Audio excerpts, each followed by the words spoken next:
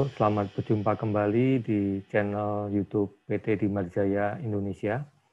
Pada kesempatan ini kita masuk ke episode kelima dari praktek algoritma DES dan triple DES.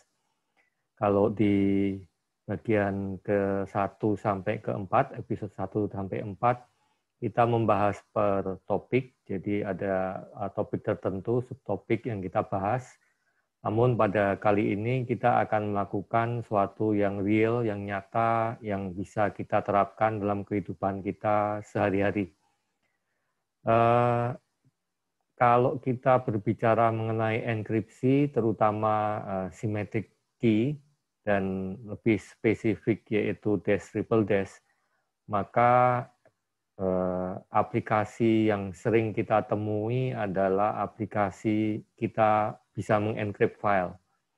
Jadi pada kesempatan kali ini saya akan men-sharingkan bagaimana kita bisa mengencrypt dan mendecrypt file dengan algoritma triple DES dan menggunakan bahasa pemrograman Python dengan library PyCryptodome. Selamat menyaksikan secara mendetail. File script Python yang saya buat, yang sebelah kiri ini untuk encryption, encrypt, yang sebelah kanan untuk decryption, ya, decrypt. Jadi dalam file encryption ini saya akan membaca sebuah file yang nanti merupakan text file. Kemudian text file ini dibaca, kita encrypt. Nah, kita encrypt-nya dengan menggunakan kuncinya apa? Jadi, ini ada memasukkan kunci. Jadi, kita akan men-challenge orang, waktu kita menjalankan script Python ini, akan men-challenge untuk memasukkan kunci. Nah, kunci ini nggak harus tepat-tepat amat sesuai dengan panjang kunci yang sebenarnya, tapi orang bisa memasukkan kunci ini panjangnya sembarang, dan nanti akan di padding menjadi 24 byte. Kalau kita lihat, ya, ini key, kita memasukkan key-nya di sini, akan di-encode dalam byte, kemudian di padding menjadi 24 byte.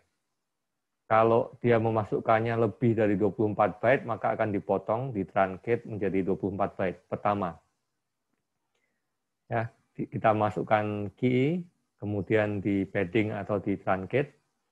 Kemudian untuk memastikan bahwa key ini mematuhi kaidah triple DES, dalam arti key 1, key 2, dan key 3-nya tidak boleh sama, maka saya XOR dengan sesuatu byte tertentu. Kenapa ini saya lakukan? Kan bisa jadi dia memasukkan misalnya cuma 6 byte. Jadi 18 byte tersisanya akan terpadding dengan sesuatu yang sama semua. Ingat di episode lalu kalau kita padding dengan PyCryptodome, maka hasil paddingnya adalah nilai dari kekurangan byte-nya. Kalau misalnya kurang 18 byte, maka nilai dari yang di padding per byte-nya adalah 18. Makanya supaya tidak menjadi single DES encryption, saya XOR dengan sesuatu yang ya bisa membuat key yang kita masukkan tadi berubah, atau key yang kita masukkan hasil akhirnya akan tetap memenuhi kaidah triple DES. Kemudian setelah kita XOR, kita load filenya. Nama filenya adalah MSG1, message 1. Kita baca, kemudian saya akan mengencrypt dengan metode CBC. Ya, dengan metode CBC, supaya per bloknya kalau ada tulisan atau data yang sama, maka hasil enkripsinya tidak sama. Karena ada IV, maka hasilnya akan berbeda. Nah, IV-nya didapat dari mana? Untuk contoh kasus ini, saya mengambil dari XOR dari key yang sudah tadi di XOR, ya, dengan nilai tertentu, byte tertentu. 8 byte pertama di XOR dengan 8 byte kedua. Saya jadikan sebagai IV. Ya, ini sekedar contoh, ya kalian bisa melakukan dengan cara yang lain. Setelah itu di-encrypt dan di-save menjadi message 2. Ya, message 2.bin, bukan teks, karena ini sudah menjadi binary file. Di sisi decrypt-nya sama, cuman waktu masukin key, saya tidak memakai get pass yang tidak kelihatan apa yang kita masukkan, tapi kita munculkan nilai key-nya, jadi pakai input. Kemudian yang lainnya sama, jadi kalau memasukkan key-nya sama, maka dia bisa mendecrypt. Kalau key-nya beda, dia tidak bisa mendecrypt. Masukkan sama, dibaca filenya, XOR untuk key-nya juga sama. Setelah dibaca, didecrypt dengan IV yang sama juga metodenya, akan menghasilkan message 3. Oke, kita akan sama-sama lihat hasil dari program yang kita buat ini. Oke, ini kita lihat dalam direktori aktif saya mempunyai file script Python, decrypt py dan encrypt py, yang isinya sama seperti yang saya sudah tunjukkan tadi. Kemudian saya punya message 1, MSG1, panjangnya 89 bytes. Ya. Kalau kita lihat isinya type msg1.txt, adalah rahasia. Titik 2, ini adalah pesan rahasia yang harus diacak memakai -3 CBC. Ya, saya lakukan proses encryption-nya, encrypt, ya, Python encrypt py. Saya jalankan, dia minta masukkan kuncinya. Ini saya masukkan kunci atau password-nya.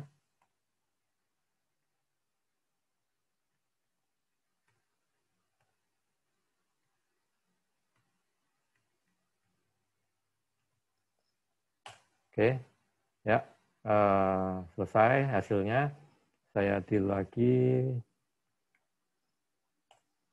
Nah, ini muncul file berikutnya, yaitu msg message2.bin. Panjangnya 96 bytes. Tadi 89, sekarang jadi 96.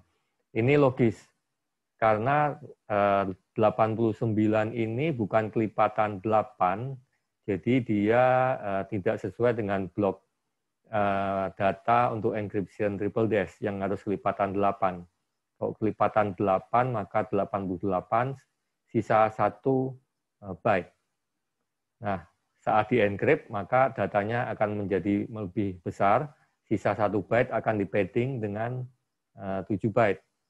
89 ditambah 7 menjadi 96. Ya. Kalau saya type, msg2.bin, ya udah encrypted hasilnya. Sekarang kita coba decrypt.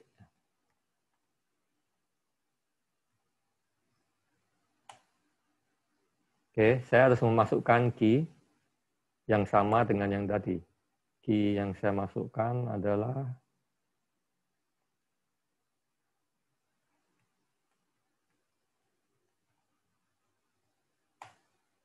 ya. Jadi P A dari Akeong, $$ W0RD123 tanda seru. Ya, dia tidak ada error. Kita lihat dir apakah muncul? Ya, muncul nih message 3. Ini panjangnya kembali menjadi 89 byte. Kalau kita type ya, type. Ya, dia kembali seperti awal. Ya, rahasia, ini adalah pesan rahasia yang harus diacak memakai -3 CBC. Nah, bagaimana kalau pada saat kita mendecrypt passwordnya salah? Ya, ini decrypt. Saya isi passwordnya salah.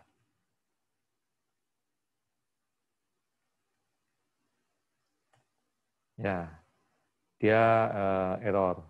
Dia ngomong paddingnya sebetulnya salah, tapi sebetulnya ini bukan message utamanya. yang utamanya adalah karena key-nya salah. Waktu key-nya salah, dia mendegrade, dia paksa, dan ada padding, ya hasilnya salah. Ya, jadi ini salah satu contoh dari pengaplikasian algoritma simetrik, dalam hal ini triple dash, untuk mengenkrip suatu file. Ya, kalian bisa modifikasi sendiri menjadi program yang lebih bagus, atau bisa memakai programming language yang lain untuk melakukan enkripsi dengan triple dash. Ya, tadi salah satu contoh penerapan dari algoritma triple dash untuk mengenkrip sebuah file. Contoh-contoh yang lain, biasanya kalau cuma satu algoritma saja, misalnya symmetric key, ya misalnya triple dash atau nanti AES, sama saja sebetulnya. Biasanya ini terkait dengan hal-hal yang sederhana, jadi misalnya encrypt file, atau mengencrypt suatu data di database. Jadi sebelum di-store ke database, data tersebut kita encrypt terlebih dahulu, kemudian baru kita store ke database. Nah, kalau di-store di database, maka setiap aplikasi yang akan mengakses database harus mempunyai aplikasi kriptografi dan mempunyai key simetrik yang sama. Ya, ini salah satu contoh penerapan. Atau penerapan yang lainnya kebanyakan terkait dengan yang lebih sederhana, karena cara mengamankan key simetrik dengan software itu agak sedikit susah. Ya, tadi kalau model yang encryption by password atau key yang kita masukkan, itu lebih mudah karena di program kita tidak ada key-nya, kita tidak menyimpan key. Tapi kalau kita memakai untuk mengencrypt database, maka saat si aplikasi akan mengirimkan ke program encryption, dia harus menyertakan key. Nah, key-nya mau taruh di mana? Kalau itu key-nya disimpan di dalam hard disk aplikasinya, maka itu sama dengan analogi kalau seseorang akan pergi dari sebuah rumah, dia mengunci pintu rumahnya, dan kuncinya ditaruh di bawah keset di depan pintu rumahnya. Jadi seorang pencuri yang sudah masuk ke halaman rumahnya, dia tinggal cari-cari di halaman rumahnya, pasti cepat atau lambat akan menemukan kunci itu dan bisa masuk ke dalam rumah. Demikian juga enkripsi dengan symmetric key saja, dan terutama by software, itu kalau seorang hacker sudah masuk ke dalam komputer tersebut, cepat atau lambat dia akan menemukan kuncinya. Mau kuncinya di-encrypt dengan symmetric key yang lain, nah symmetric key yang lainnya ini cara mengamankannya bagaimana? Kembali berputar seperti ya, lingkaran. Nah, ada metode atau cara mengamankan symmetric key dalam suatu aplikasi kita. Biasanya orang mengamankannya dengan memakai hardware security module atau sering disebut dengan HSM. Nah, kalau HSM ini suatu appliance, suatu hardware yang khusus yang seorang hacker tidak bisa masuk ke dalamnya. Sehingga kita bisa menyimpan kunci simetrik kita secara aman di dalam HSM. Sehingga aplikasi kita juga aman, orang tidak tahu simetrik key kita, dan kita bisa lebih tenang dalam menjalankan aplikasi encryption karena key-nya sudah aman. Oke, kita sudah masuk ke bagian terakhir dari episode 5 ini. Jadi di 5 episode ini kita sudah membahas algoritma simetrik dash dan triple dash. Nanti kalau kita berjumpa lagi, kita akan membahas algoritma simetrik yang lain, yaitu algoritma AES. Dan mungkin episodenya tidak sebanyak seperti yang triple dash ini, karena secara teori hal-hal yang dilakukan di AES hampir mirip dengan yang di triple dash. Dan saya harap rekan-rekan semua tetap memfollow channel YouTube PT Dimar Jaya dan mengikuti sesi-sesi berikutnya, di mana kita akan membahas algoritma yang lain dari simetrik algoritma, dan kita juga akan membahas ya tipe-tipe algoritma yang lain seperti hashing maupun asymmetric key. Oke, kita akhiri pembahasan mengenai triple dash. Salam, sampai berjumpa di lain kesempatan. Terima kasih.